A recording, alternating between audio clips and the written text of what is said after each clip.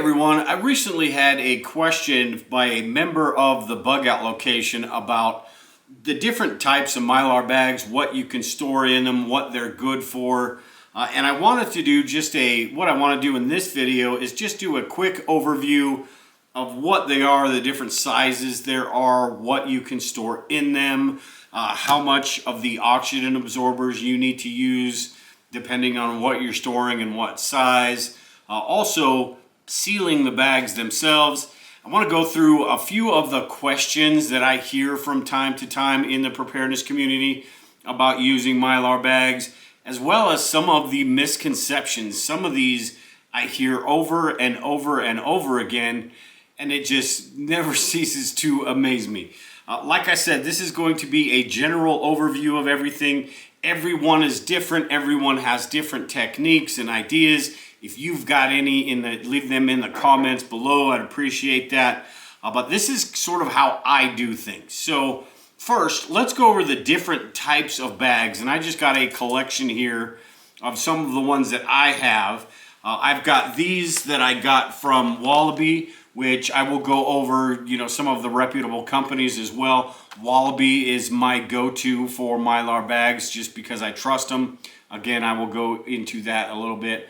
But this is the three different types here. You've got the 5mm 4x6, 5mm 6x9, and the 7.5mm 10x14. What these are, basically pint-sized with the gussets on the bottom.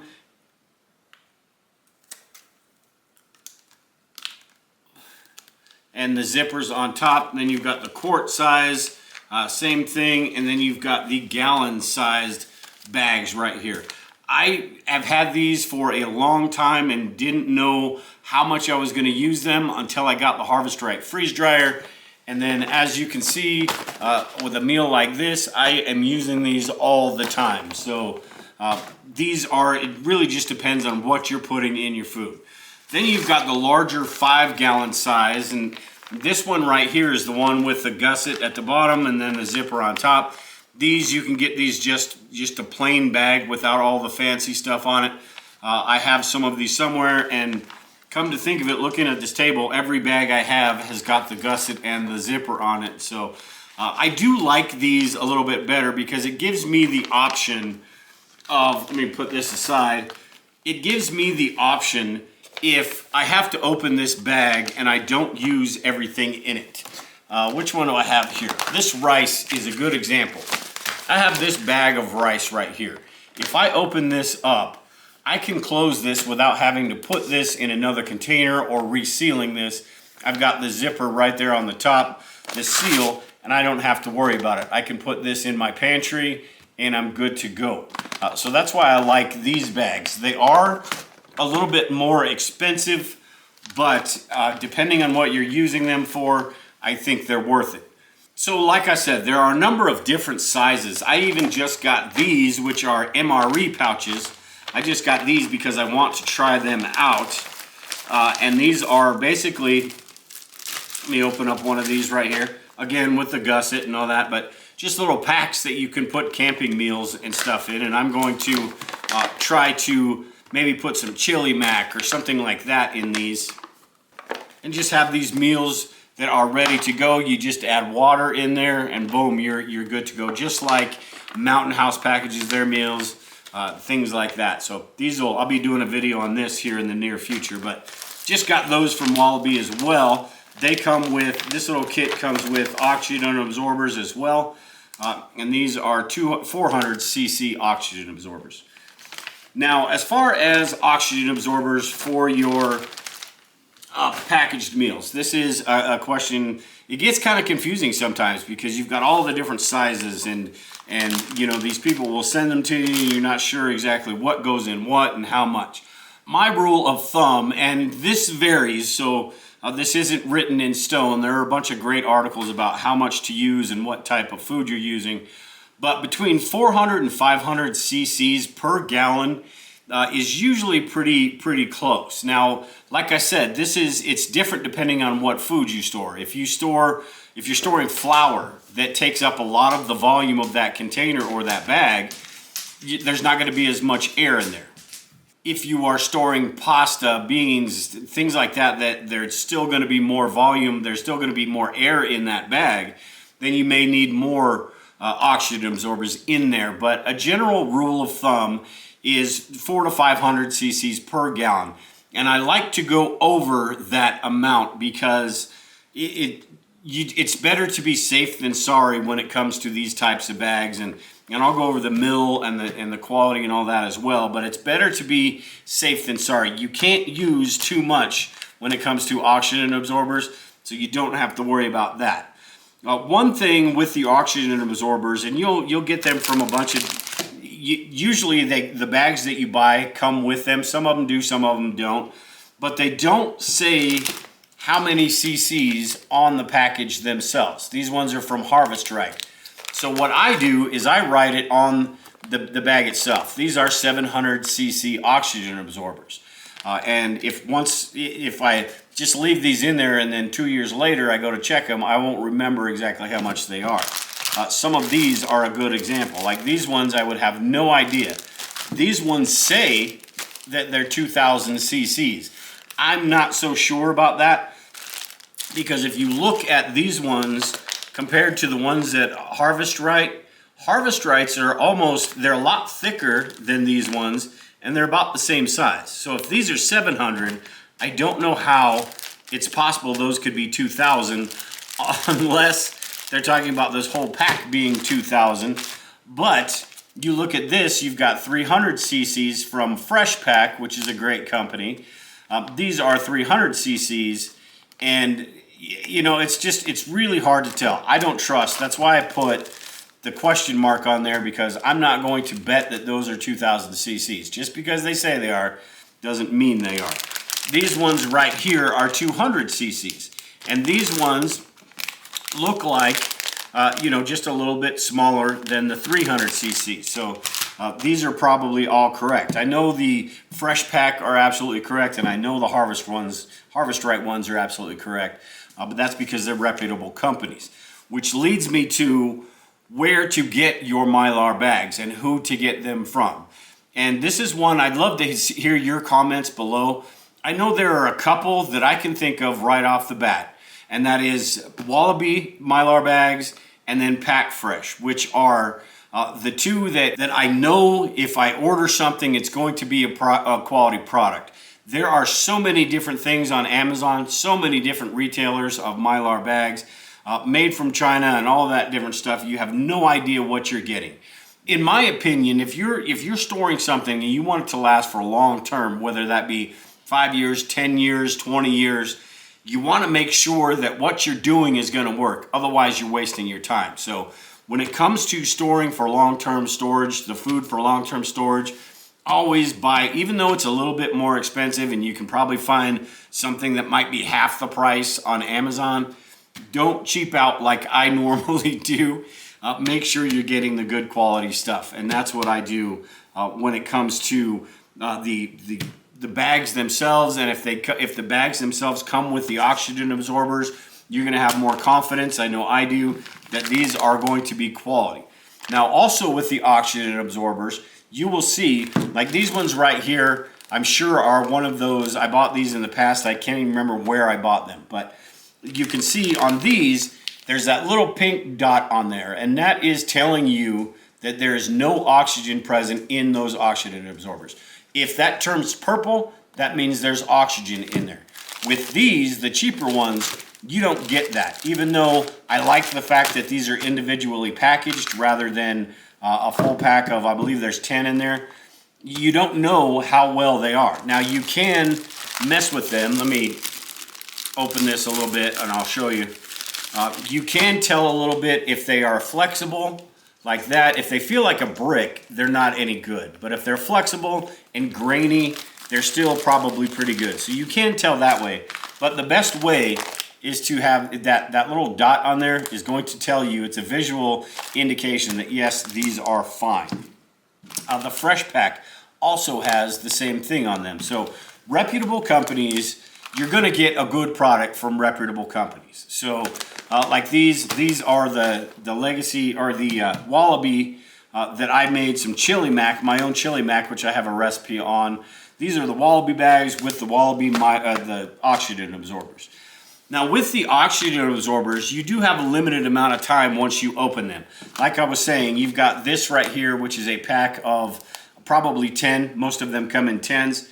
If you have this pack right here, what you want to do is make sure you have all your stuff organized. Make sure you have everything in bags where you can use as many of these as possible in the shortest amount of time as possible. Now there are techniques. You could put it in a little small mason jar, seal that back up to preserve that freshness, that air, so air doesn't just completely kill them. But you still don't know how much life is left in them after that. So the best thing to do is really plan this stuff out. Have 10 bags or whatever you're going to need. If you need 2 of these per bags, and make sure you have 5. Make sure you have all that planned out. That way when you open this sucker up, you're going to use those before they have an opportunity to go bad. Now you can, fold this over while you're doing some other things, and it's going to prolong that a little bit. But once these are open, the clock is ticking on all of these. All right, so now as far as what you can store in each of these bags, and it really is, the size of bag is going to be dependent on what you store, but the amount of time you store them is going to be dependent on the food that you put in these bags. But the amount of time can be anywhere from a year up to 20 years, depending on what you store. One of the misconceptions, and I'll go through more here in a bit, is that whenever you put something in a Mylar bag, you're good to go for 20 years, you can just put it away. That isn't necessarily the case. While it is for some foods don't last as long. Nuts, chips, and chocolate. Brown rice is another one that's got a little bit of oil in it. It'll go rancid regardless of how you store it. Those will last about a year or so. Then you've got dehydrated meat, like beef jerky. You're looking at a year to 3 years. You've got baby formula, powdered milk, spices, and things like that, which are good for like 3 to 5 years in a Mylar bag, which is much longer than sitting in your pantry. And spices don't necessarily go bad, but they lose their potency, they lose their flavor. So if you could use maybe one of these little tiny, little pint-sized Mylar bags, throw some some of your herbs in there, you're going to know that those are going to be good if you need them, and they're going to sit on your shelf for 3 to 5 years. Now you mark on the bag, and then once they are past that expiration date, you open them up, check them out, maybe use them, maybe throw them away, do whatever you need to do. Some of the things that are going to last like 10 to 20 years, you're talking a lot of the different types of beans.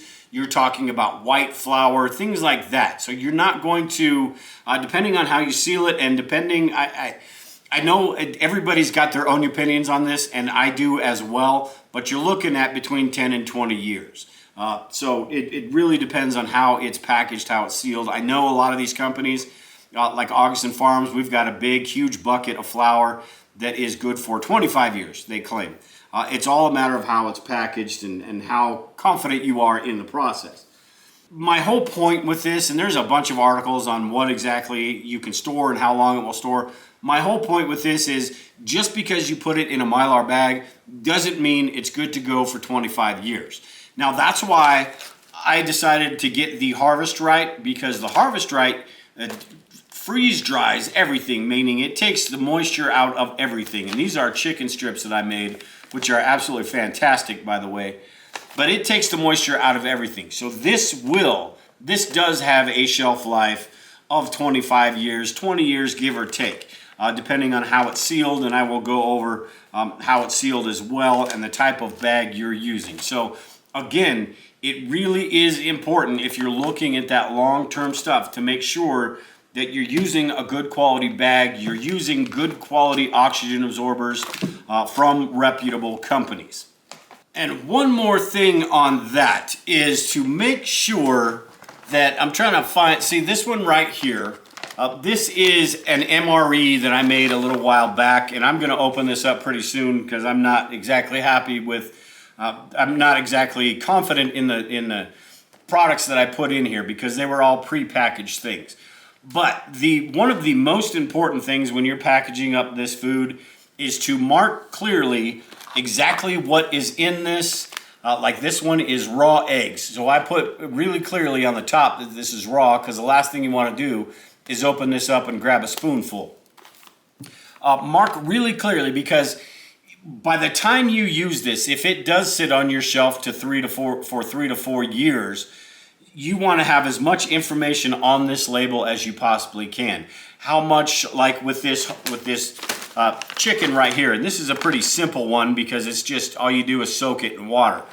But if it was something else like a soup, or the eggs right here, say 1-to-1 water to eggs, so a half a cup of eggs to a half a cup of water. This has got that a quarter of a cup equals 2 eggs. It's got all that information on there, so I know exactly what I'm doing. If I'm using it for a recipe, whether that's a year from now or 15 years from now, I know exactly what's in there. Make sure you mark everything that you think is going to be pertinent, that you probably are going to forget, especially as we get older, in the future when you go to use these. So always mark on the labels, because otherwise you're going to get some sort of surprise bag and you're not going to know what it is. And then you open it up and it may be something good, or it may be an ingredient for something and you have no use for it. So really important to mark all of your bags. Now, as far as sealing the bags and taking all the oxygen out, I have seen some place where they talk about using a food saver to suck all the air out of the Mylar bag. That is not absolutely necessary. The oxygen absorber is in there to take the oxygen out of this. Doesn't mean it's going to take the air out. As you can see, this doesn't look like it has been run through a vacuum sealer, because it doesn't take all the air out. It takes all the oxygen out, which basically just leaves nitrogen, mostly nitrogen, in there. And that is one of the misconceptions I hear and see all the time, is like people think that they have this bag sealed and they've got an oxygen absorber in there, and it's not doing its job because they can still see some air and things like that in there, which is not the case. That's not what an oxygen absorber does. And you know, whether if you want to suck out all the air with a vacuum sealer, you can do that. I know some people do. I don't bother with it. I just sort of squeeze out as much air as I can and then seal it up, and then close the zipper and then seal it up. The reason I don't put a lot of time and effort into making sure I get most air out of there is because I don't want to damage the bag. If I'm messing with the bag too much, there's chances that it's going to poke through there and it's going to ruin the whole thing. So I just don't bother too much with that. Now, the zippers are great, but they are not completely airtight. With this, I want to show you the difference, and hopefully you can see this. I've got 3 bags here which are sealed by 3 different methods. This bag of rice right here is sealed. I sealed this with an iron. So I basically just put this, I got a 2x4, you put a 2x4 underneath this, and then you just run an iron on top, and it seals the whole thing. Now, this is a good method to use because you know it's going to be a tight seal, but it's not so convenient when you go take this off. You may have to go underneath the zipper seal if you seal it too close to the zipper seal.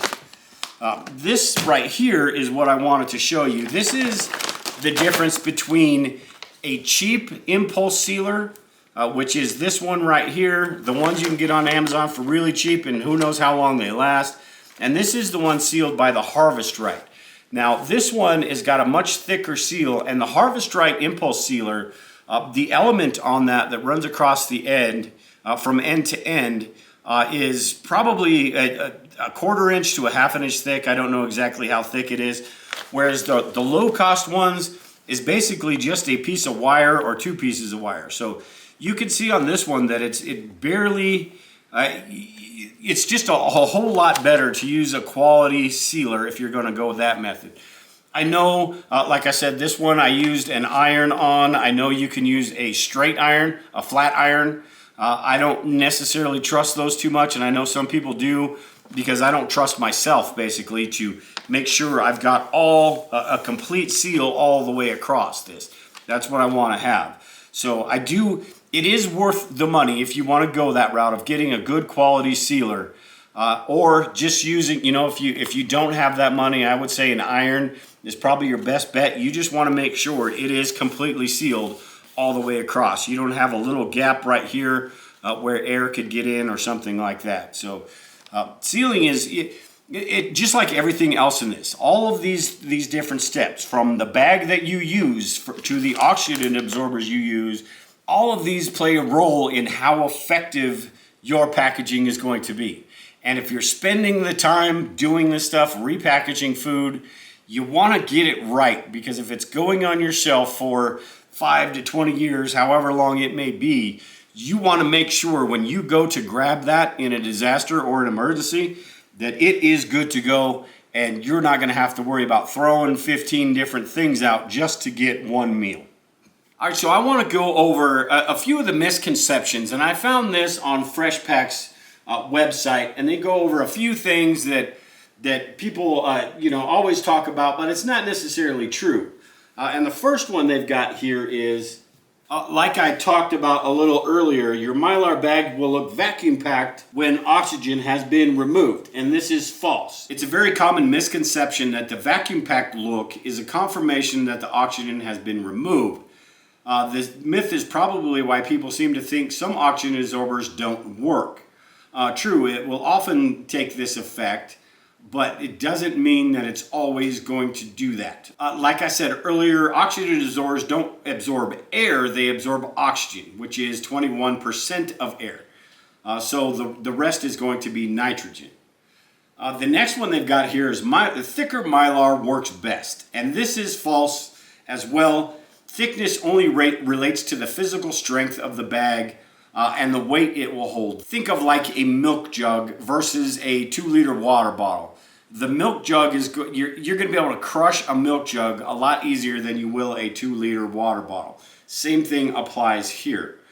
You got the really thick stuff is just going to be the reason that preppers talk about 5 mil or better for food storage is because of the safety factor, and you want to make sure that it's going to withstand as much as possible. This is one that I hear all the time, and this is you should check your new Mylar bags for leaks. Some will have small holes at the folded creases. And I hear people talking about how they've stuck a flashlight inside their bags and they see these tiny holes, almost like Christmas lights. And I hear this all over the place. I hear it on survival forums. If you go to Amazon and you'll read the reviews, you'll see it there as well. All these people talking about, my bags have pinholes. I was only able to use 1 out of 10 of them. And the truth is, Mylar itself is transparent. Normal use, such as filling it and moving it around, is going to cause tiny breaks in the foil layer, which is in between. It's actually in the middle, so that silver look that it's got is in between the 2 layers of Mylar. But if that breaks, you're going to get those little tiny holes. So it doesn't mean that there is a hole in your Mylar bag. It just means that that foil in that spot is no longer there. And it doesn't matter as far as how good the Mylar bags are. I have tested, every single time I have tested a Mylar bag with that method, every single time I find bags that have those little tiny, little starlight type holes in them. That is Wallaby, that is FreshPak, that is, I don't care who it is, some of the most reputable companies, it is just part of the process. So that is one of those things that you hear all the time in the preparedness community. And I can't tell, you're going to hear 95% of the people saying that, and only 5% talking about how it's just not true. So, go with it for what you are. If you're one of those people and you want to buy a set of 50 bags and throw away 45 of them and only use 5, then by all means do that. But that's not me. This sort of goes into the last one they have here, where it talks about if Mylar bags fail the flashlight test, that's what I was just talking about, they are no good. Again, this talks about what the process is and how the Mylar is in between, or the aluminum is in between the 2 Mylar layers, and just normal wear and tear, just movement, just playing with these, and the way they're packaged is going to cause those little tiny holes. One other misconception that I hear all the time as well, or question, I suppose, less a misconception and more a question, is will Mylar bags be effective against an EMP? And the answer is basically no. I wouldn't bet your life on it. They're not, the material that this is made of, it's like I said, it's only part of it is aluminum or whatever they use, and it's not particularly effective against deflecting the EMP. Sort of like a microwave. You hear that all the time as well. If you want to sort of take the chance on that, then I suppose so. But Mylar bags are not an effective method against an EMP. There are bags that are made specifically for that. Disaster Preparer has some. There are a bunch of different places that have some good quality EMP bags. That's the route I would take. I wouldn't depend on and this type of bag, this Mylar bag, to protect against an EMP. It's just not what this is made for. So at any rate, that's all I can think of right now. If you do have any other questions or if there's anything I didn't answer about this, like I said, this is just a general video on what to expect and how to use Mylar bags at thebugoutlocation.com, the membership website. I've got a course over there on food storage, and I'm going to go into a lot more detail about all the different things that I talked about today. The mill, the thickness, the oxygen absorbers, and everything in here, and go into a lot more detail and put a guide together on if you're storing flour, this is what you should use. If you're storing beans and rice or whatever, this is what you should use. But this video was just the way I do things. I'd love to hear your comments, how you do things differently, if you use that vacuum sealer and vacuum sealing versus this, which is a whole nother video. Vacuum sealing versus Mylar, it's a whole nother video, but I'd love to hear your comments below. If there's something I didn't answer, if there's a different technique you use, something that could help people out. But that's it for this video today. I appreciate everyone listening. If you haven't yet, make sure and subscribe to the channel. Hit the like button and the notification bell to get notified whenever we do more videos or do live videos. But I appreciate it, everyone. Take care and prepare. We will talk to you all later.